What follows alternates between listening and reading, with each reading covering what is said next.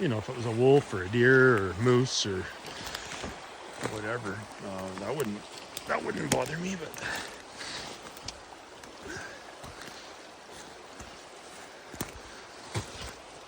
so I am gonna do some video after Christmas, or sort of between Christmas and New Year's. I am gonna do some video out in the West Coast because I will be heading to my cabin. And as I said to you guys, my wife and I always do outings with our side-by-side, and I go steelhead fishing and whatnot, so I'll get some footage out there for you guys too, because it's some beautiful country out there. Yeah, I'm just following this creek, and man, it's pretty nice.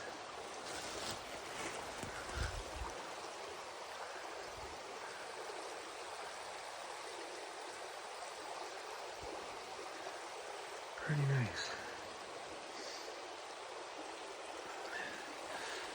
You know, another question that I get a lot on, I've had, I don't know, probably a dozen people ask me about Outlaw Country. Why'd you name your channel Outlaw Country? Well, I will answer that question for you.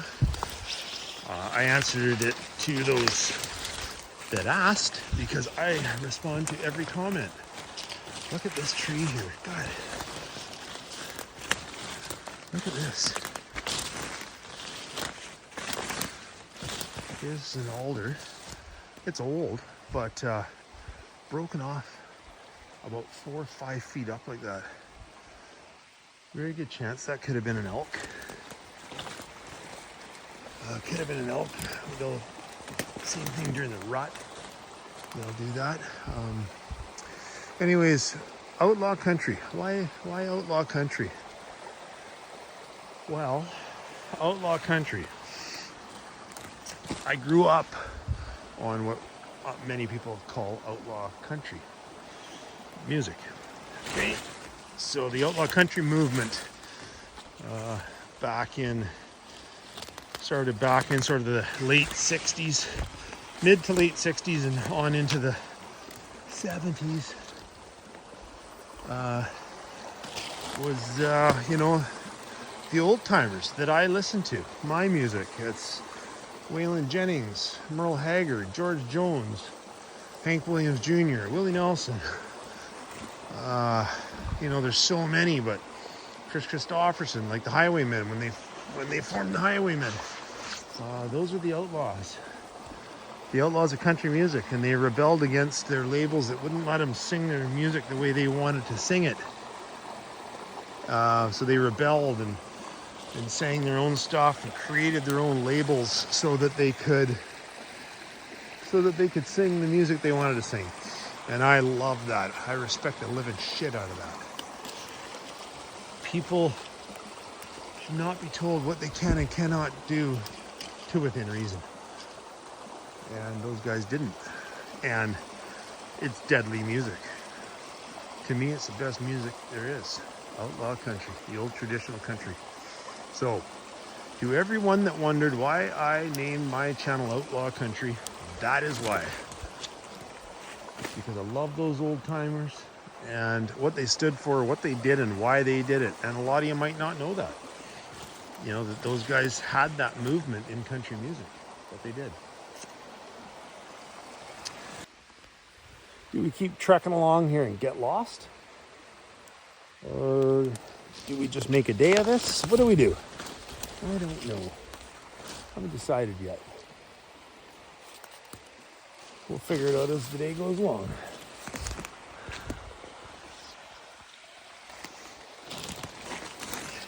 You know, there's no sense doing a clip and like being prepared for being lost and like having a tarp or a tent or a sleeping bag, because you know what? That ain't gonna happen. That's not getting lost. That's going camping. Getting lost is getting lost with fuck all. Pardon my language.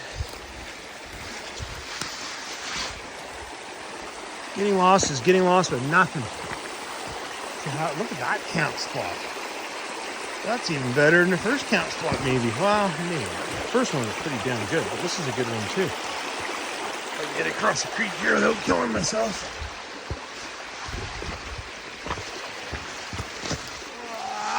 Look at this. Nice mossy area.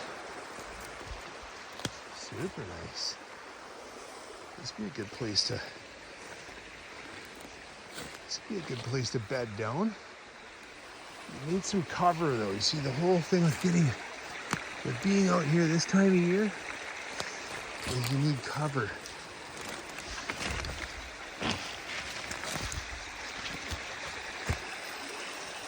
Because I don't have a tarp.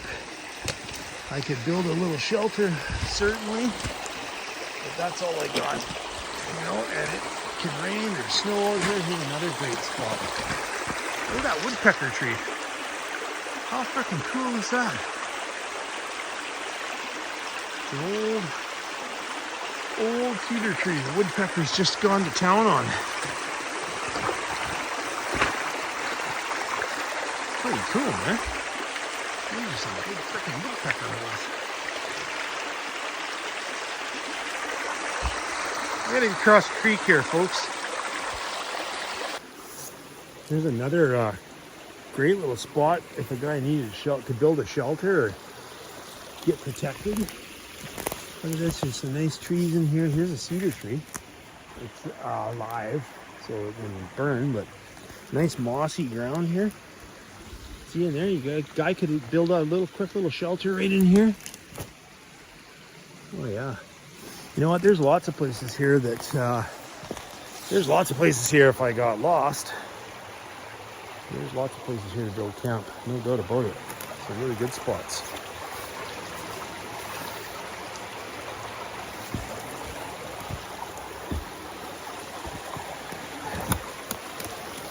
You know what, I just find it so damn peaceful being out in the, oh look at this you guys, deer track. Look at this deer, can you see that? Can you see that deer track right there? We came down to the creek for a drink. I love spending time out in the woods, as you all know. I just find it so damn peaceful, relaxing. It resets a person. You know what I mean? It resets you and recharges you. And that's why I love it. Some people go to the gym, you know, lift weights. I just want to get out in nature. I just want to get out in nature. Breathe that fresh mountain air. I love it.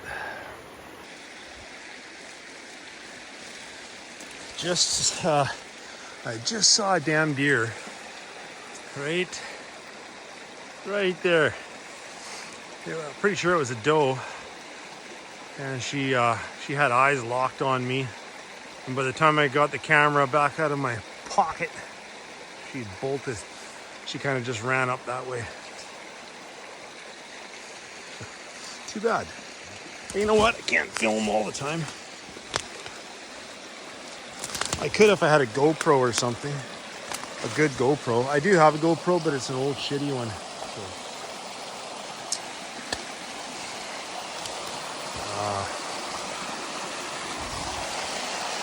Yeah, one of my subscribers mentioned, I believe it might have been the Weasel, mentioned to me about getting a, jeez, that's steep, about getting a GoPro, and I told him, yeah, I do have one, it's just old. I'm gonna go up to where this doe was, just in case there's more. Told him it's old, and that I might have to get a new one. And actually, the Weasel also suggested maybe getting a drone. And so I'm toying with that idea. getting a decent drone that I can get some good footage with. Holy, this side's steep. Because then I can show you guys my surroundings other than just this, right? But so lots to think about. Some better camera gear. I did end up getting myself, after my last trip, I got myself a better tripod. I don't know if you remember that last video when I said, if anybody has, what the hell is that? Oh, that's a mushroom. Look at that sucker, it's no good. I said, anybody got a suggestion for camera gear? I'd like to hear it. And so somebody said, oh, get a taller, they make lightweight, tall tripods. So I did. I ordered one. And I've got it. But you know what? Just ask me where it is. Say, hey man, where's your tripod? I forgot it at home. Yeah, how smart is that? Not very smart. I forgot it at home. Remember I said I'm not gonna bullshit you? I'm not gonna bullshit you. I had a blank moment. I gotta be careful here. This is freaking steep. This is friggin' steep country here. Oh, look at this little game trail here. Holy shit.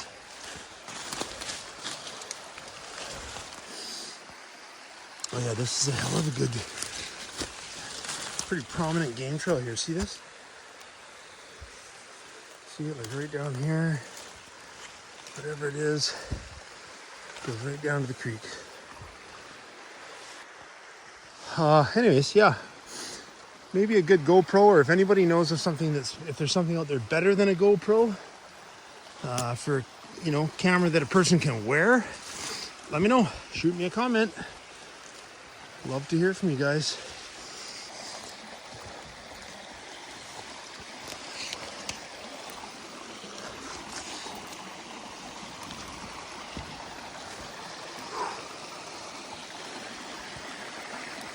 Well, I think this is a good place as any. Maybe to have a little rest. Is that, fuck, it's wet. Everything's so wet. Everything's so wet. Vancouver Island. It's a rainforest here, people. When I was doing my footage last winter for Alone, I did a lot of it. Well, I did all of it here on the island, and I said how wet it is here. And I mean, there was 2 seasons of Alone that were filmed on Vancouver Island, so people do know how wet it is. But it is. To say it's wet is an understatement. It is a rainforest. And super hard to light fire in this area, as you can just imagine. But it can be done. You'll probably see that here at some point in time. Yeah, I said on some of my audition tapes that they requested, I said lighting a fire here is like jumping in the bathtub full of water and trying to get a fire going. And that's the truth.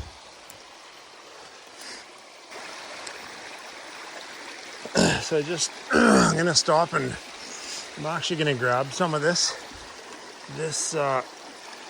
mossy stuff that grows on these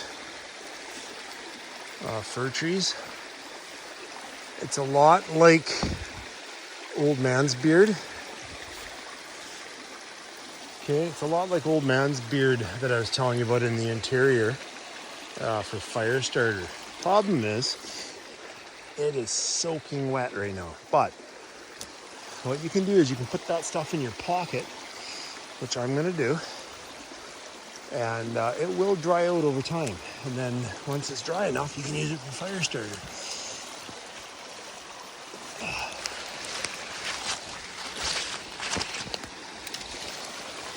I think I'm going to go down and cross the creek here. If I can do it without falling. I don't really want to fall into the creek. That would be a shitty way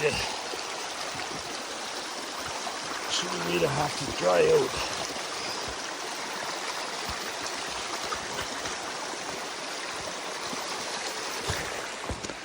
There. A little bit, tiny bit more open on this side, but not much.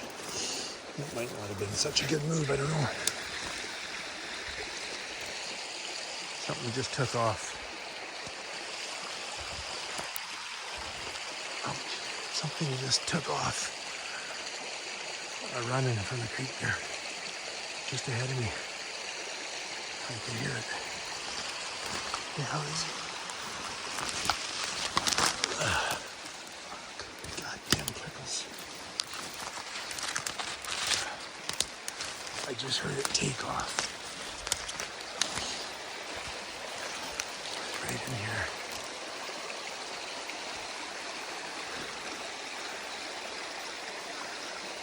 I don't see it. Definitely an animal. 100%. 100%. Something took off from the creek.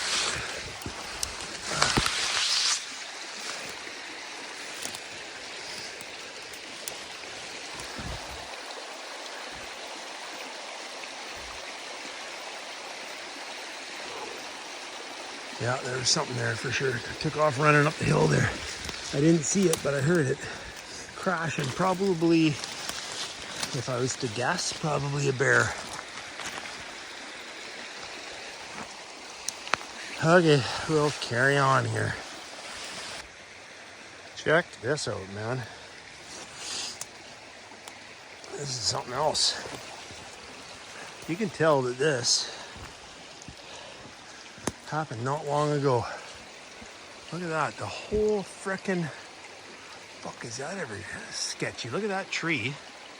Completely undermined. That's a big fir tree leaning. But that whole bank of the river washed away with the creek. Completely washed away, eh? And then all those trees came down and blocked the creek off. And then the creek found a new path. Wow, isn't that something else? My big trip. I talked about that. Recognizing Mother Nature and respecting her warnings. And if you don't do that, you're an idiot. And I'm sorry, but you're an idiot.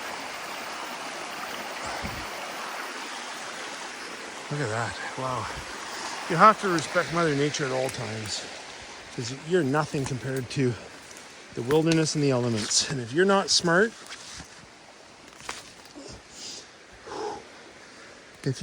out here, it can kill you. You know, and that means being smart just with if you're going out on a day trip and hiking or whatever. Oh my God, that's thick. You gotta be smart, man. You know, if you're alone,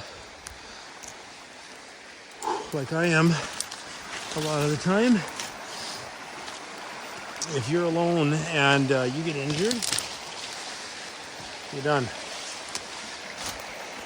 You are done, my friend. It is game over. If you got no way to... Oh, hang on, you guys. Is that a bear?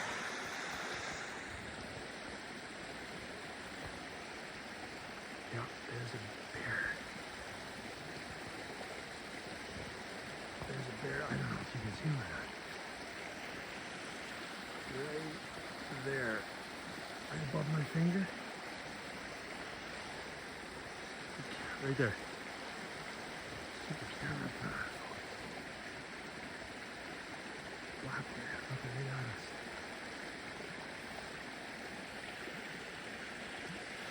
right there. Oh, there he goes. He just, stupid camera. He just took off. That's probably what I heard crashing. Young black bear. Anyways, where was I?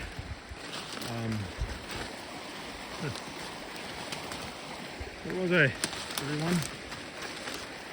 Oh yeah, respecting Mother Nature. Yeah, you gotta respect Mother Nature. If you don't, she'll kill you. Enjoy it, but respect it.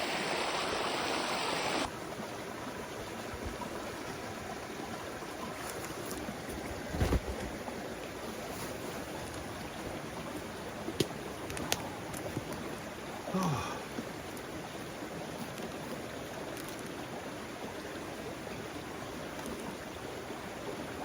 Where's Yo going through this thick shit? Down by the creek here, just gonna take a break. One of my, I'm not really that hungry, but whatever, I'm gonna have it. I brought a few of these.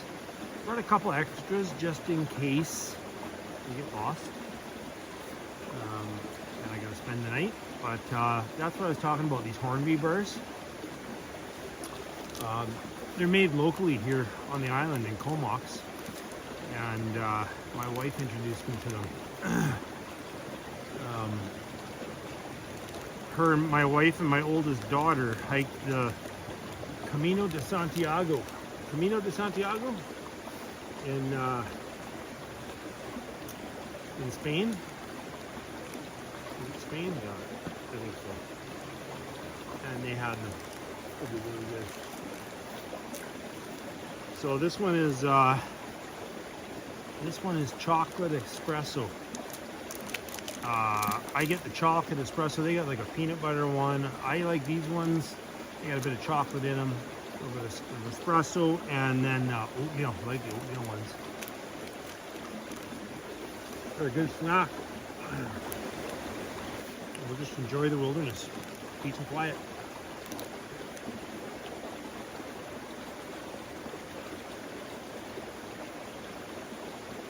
Silence and solitude.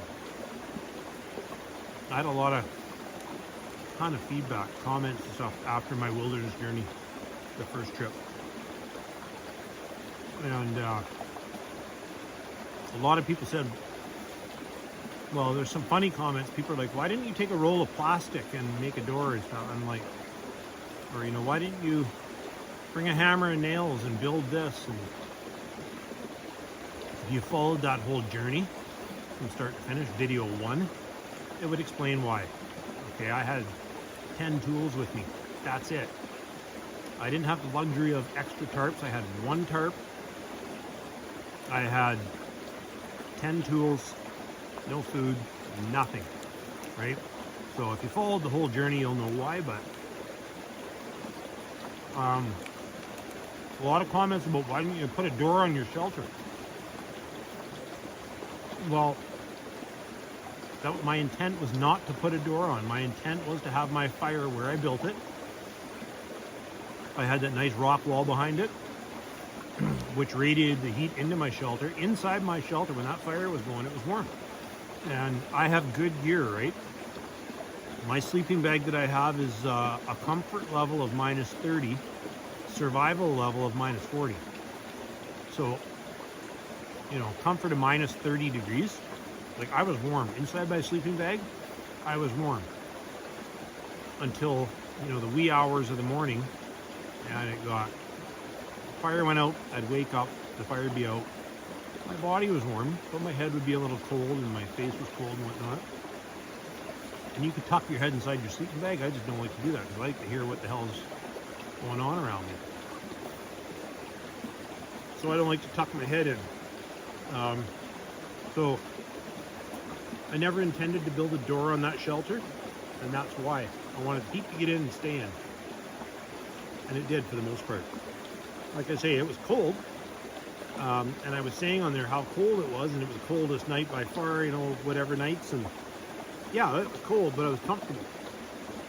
Okay? So And why didn't I have my fire in my shelter? You will never see me with a fire inside my shelter, ever. Okay? And I'm not saying that there's anything wrong with it. People that do it, that's their choice. But I will never do it. The risk of your shelter burning down, or you breathing in the smoke, just have a fire going inside your shelter. No, I won't do it. The fire, I might sleep right beside the fire, have it very close to me, but it's going to be outside and it's going to be away from my shelter. If it's minus 20 or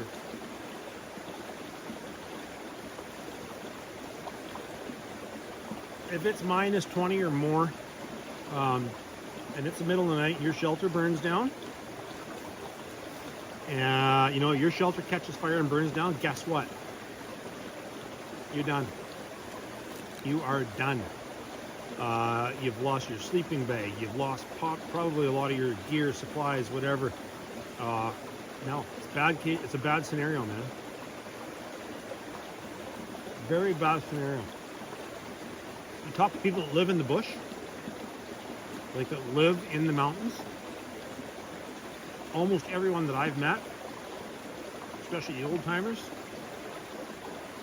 they'd have their main cabin where they had a wood stove and whatnot. They all had backup accommodations. Okay, they had a little tiny cabin of some kind that they could go to just in case of an emergency, in case their main cabin ever caught on fire. They had another place to go to, because minus 40, minus 50, minus 60 degrees, dead of winter, if your cabin burns down, you're fucked. And if you don't have a second place to go, a secondary accommodation with a sleeping bag and a wood stove and dry wood and all that, you're gonna die. So I've met a lot of people that live full-time in the woods, and I can probably count on one hand how many of them didn't have secondary accommodations. So anyways, babble. That's why I didn't have a fire inside my shelter, and you'll never see me with a fire inside my shelter. Okay? It's okay to be uncomfortable. It's okay to be cold. There's nothing wrong with that. You don't want to get to the point you're going to be hypothermic, but it's okay to be cold and uncomfortable. That's part of being out in the woods, is losing those creature comforts,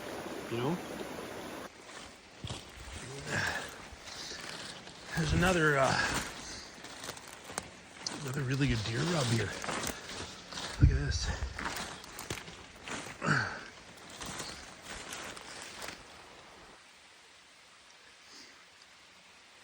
Another deer rub. Probably these are, you just nicked that tree too. This definitely a rut rub from the rut, not from the summertime when they lose their velvet, like September. That's too fresh. So as a hunter, that's a pretty good sign.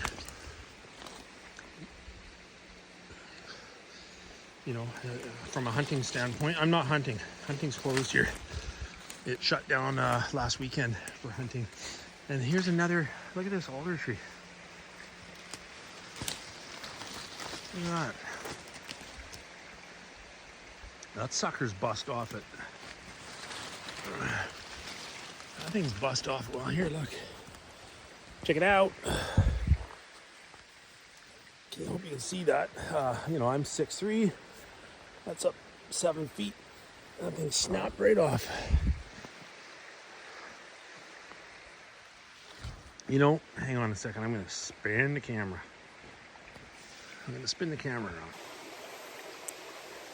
Around. It's funny. I notice shit like that, right? A tree like that broken. And my wife does now too. This is outlaw country. When she's out with me, she'll recognize shit like that. Like, see that alder right? And where's my finger? That one right there. See that one right there? That's what that one used to look like.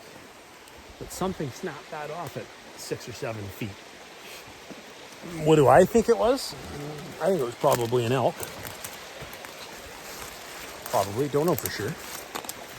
But a lot of people, don't even notice shit like that when they're out in the woods, out in the wilderness. But I pay really close attention to everything, okay? I just always have. You got to be really, really aware of your surroundings and know what's going on around you.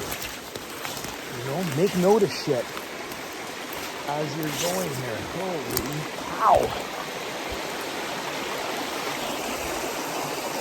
Yeah, you got to make note of your surroundings and what's happening. What do you see? Because there may be a time where you got to depend on that, right? Or whatever. It just gives you knowledge. That's what it is. Most of all, it's knowledge. You know, you see things, that's how you're going to learn. You know, watch the tracks, trails, feed, broken trees, all that kind of shit. Because there's nothing here for me to light a fire with. I don't want to get a fire going at all. What I need to get a fire going here in this area is cedar. I need dry cedar, old cedar. That if I can find a stump or something, old cedar stump, that's what I need to get a fire going. Otherwise, I ain't getting a fire going. Getting a little steeper here, I can.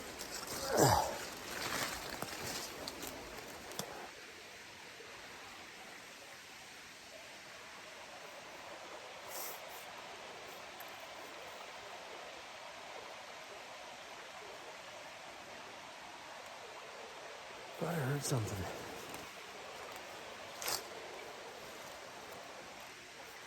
So, black bears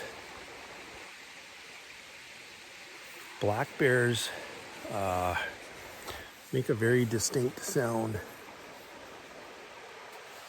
and it's more so when they're threatened. Like I've had black bears treed before, up in a tree, and it's more so when they're threatened in a tree, or if it's a sow with cubs. you'll hear a sound that's like,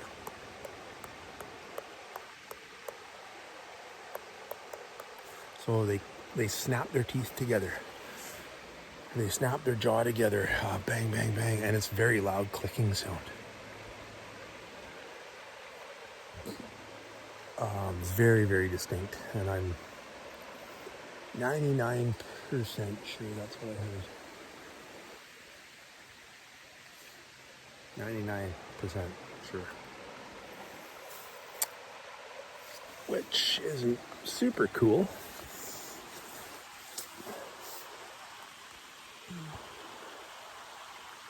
Because if I heard it, it's not very far away. And it shouldn't be a threatened bear, because it wouldn't be threatened, it wouldn't be in a tree here. So the only thing I can think of is that maybe it's a sow with cubs. Kind of came from over here. Kind of down by along the steep edge here.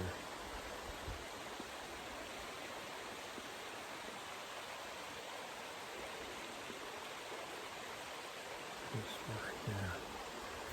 Pretty sure that's a bear.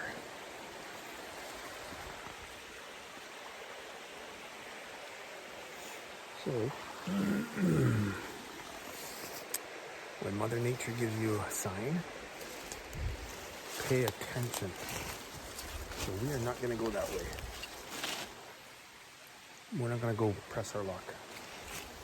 I'm 99% sure that was a bear, and I would say it's probably a sow with cubs, because that's the only thing that would be threatening, is that she would hear me or smell me or whatever. And what she's doing when she snaps her jaws like that, what she's doing is she's warning me. He's warning me, saying, hey, shithead, I'm in here with my kids. Get the fuck out. Short people. I try my hardest to watch my language on camera, but every once in a while it slips, and I swear. You know, it is what it is. Remember I said to you, you get what you see. What you see is what you get. I am who I am. This is getting freaking thick up ahead of me here. I am who I am. So if you don't like the odd swear word, I'm sorry. But I try to control it. I'm probably 75 yards now off the river creek, and I'm going to go probably another 100 yards this way, and then I'll start paralleling the creek again, and then I'll come back down to it. You just don't fuck around with predator animals, like, you know what I mean? I don't have a gun with me. I haven't packed my gun with me this time. I don't always pack my gun. Sometimes I do, sometimes I don't. I didn't bring it with me this time. Hunting's closed. I'm not here for days and days and days. So I might be here for a night or something, but I'm not here for an overly long period of time. I just heard that again.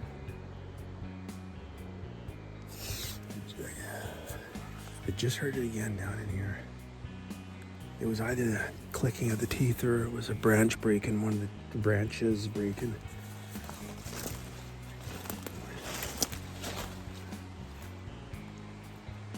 Anyways, it's probably best for us to go the other way.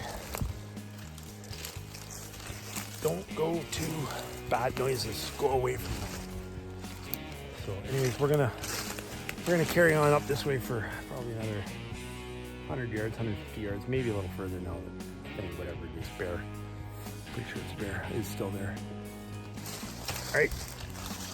So let's carry on.